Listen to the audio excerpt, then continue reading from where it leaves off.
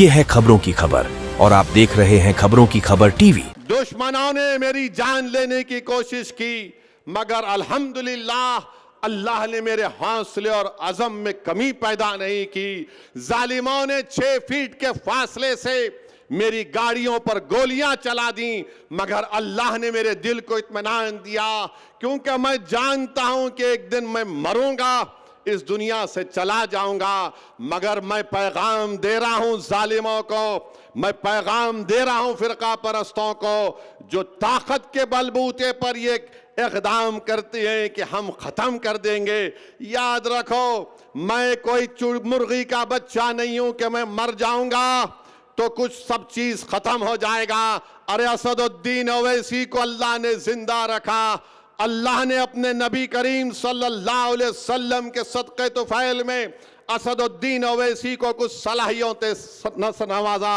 मैं मर जाऊंगा, मगर ये जो हजारों का मजमा देख रहा हूं, मुझे यकीन है कि इंशाअल्लाह ताला तुम और तुम्हारी नस्लें असदुद्दीन ओवैसी के पैगाम को लेकर आगे बढ़ेंगी।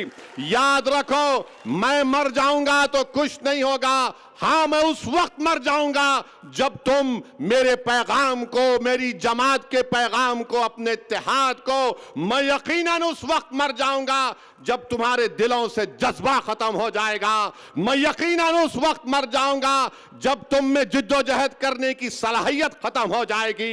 यकीनन मैं उस वक्त मर जाऊंगा जब तुम जालिमों का जवाब इत्तेहाद से नहीं दोगे।